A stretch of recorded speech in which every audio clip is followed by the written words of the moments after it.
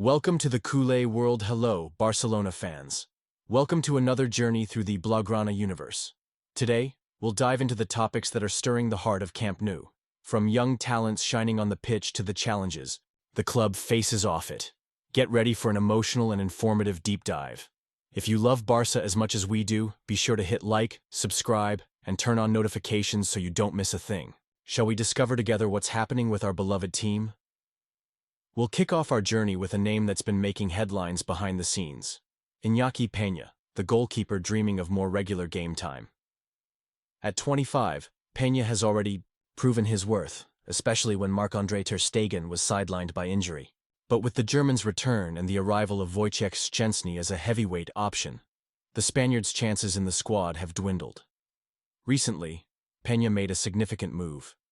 He switched agencies and is now represented by AS Talent, which also manages figures like Xavi Hernandez. This suggests he's planning his next chapter. Should Barcelona choose to renew Szczęsny's contract, Pena has made it clear he'll seek opportunities elsewhere, where he can be the leading man between the posts. Clubs like Sevilla and Celta de Vigo are watching closely, and Sevilla is said to have already made an initial offer. What do you think, supporter? Does Pena deserve more chances at Barca? Or is Szczęsny's experience exactly what the team needs right now?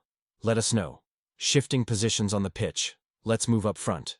Actually, to an opportunity Barca let slip by.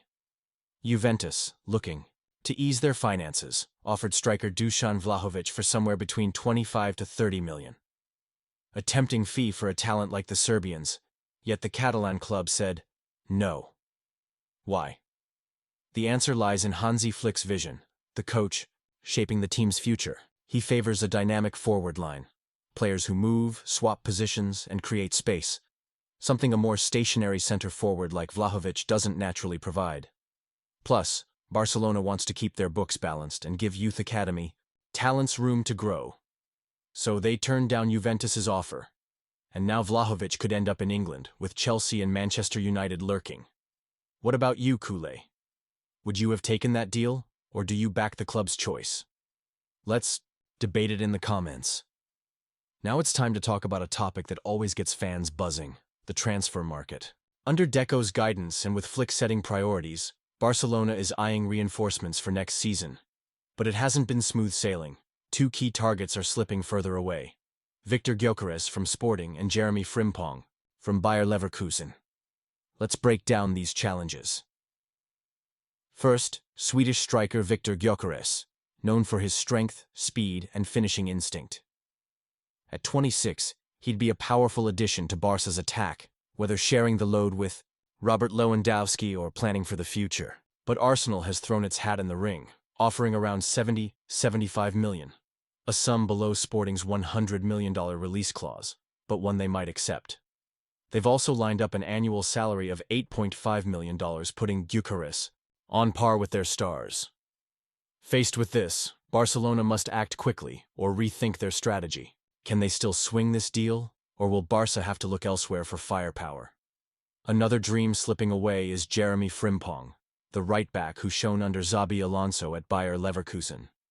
At 24, he combines physical explosiveness, vision, and an attacking mindset that would fit perfectly in Barcelona's system. His release clause, between $35–40 million, seemed attainable, but Liverpool have stepped in with a concrete proposal. Pay the clause and offer a contract through 2030, seeing Frimpong as the ideal successor to Trent Alexander-Arnold. Liverpool's project, with a competitive squad and a clear path to a starting role, is winning him over. For Barca, alternatives like Vanderson from Monaco or Andre Ratiu from Rayo Vallecano remain on the table. Which option do you prefer at right-back? Supporter, we now arrive at the highlight of our script, Lamine Yamal, the youngster writing his name into Barcelona history. Debuting at just 15 years old against Betis, he's already become essential, helping the team secure 3 titles this season. His dribbling, playmaking, and match-deciding abilities are rare, and his composure on the field is even more impressive. It's no wonder the club's icons are enchanted. Jordi Alba, who saw the boy's first professional steps, beams with pride. He has a special gift and is showing it to the world. Luis Suarez, another Kool-Aid legend, added, "Keep going, kid. The sky's the limit." Yamal already wears the number 10 jersey with ease, as if he were born for it. Can you imagine what this boy might achieve in the coming years? And speaking of achievements, Lamine Yamal's name is already echoing among potential Ballon d'Or candidates. Jordi Alba went even further in his praise, claiming the youngster has everything to reach the very top of world football. From day one, he showed something different. If he keeps evolving, he'll rank among the best, said the former fullback. With decisive performances and ever-growing confidence, Yamal truly seems destined for great achievements. The support of legends like Alba and Barcelona's passionate fanbase fuels this journey. Are we witnessing the birth of a new king of football? What do you think, Koulé? Behind all these stories lies a club that's working tirelessly to return to the pinnacle of world football.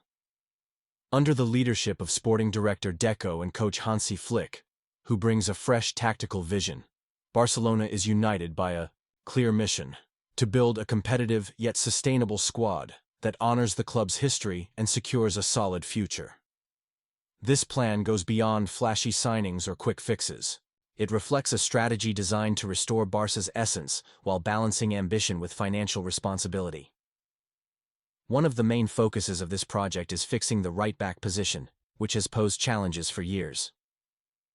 Although players, like Jules Koundé, have been adapted to that role, the French centre-back is not a natural fullback, and using him there doesn't maximize his defensive potential. Barcelona is searching for a specialist, a modern fullback who can provide defensive solidity, while also contributing offensively to give width to the play. This profile is essential in Hansi Flick's system, which values depth and fullbacks, involvement in build-up. Names like Bayer Leverkusen's Jeremy Frimpong have emerged as options, but fierce competition and high costs show the club would rather wait for the perfect fit than rush into a risky investment. In the attacking department, the search for forwards also reflects the tactical coherence of the plan. Hansi Flick is known for his offensive approach, which combines ball possession, high pressing, and constant movement. He wants versatile attackers, players who aren't confined to a single role, but actively contribute to creativity, swap positions, and open spaces for teammates. That explains the rejection of Juventus's Dusan Vlahovic. Despite being a talented finisher, the Serbian is a more traditional striker, less suited to the mobility Flick demands.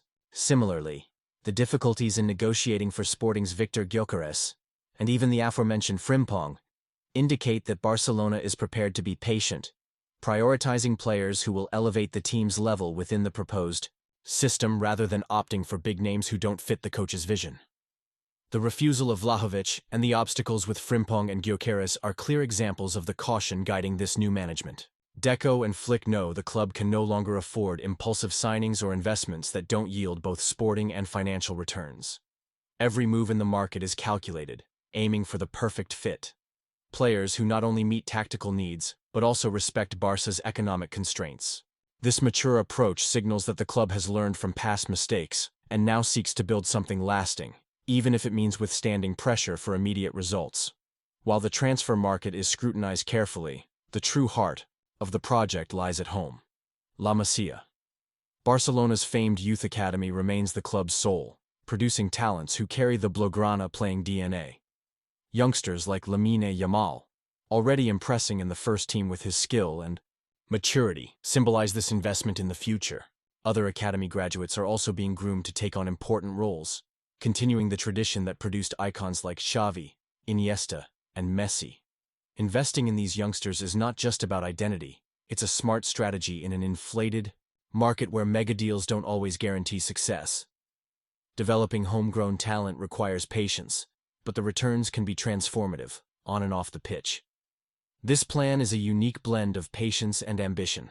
On one hand, Barcelona knows that returning to the glory days, the magical Champions League nights, and dominance of world football won't happen overnight.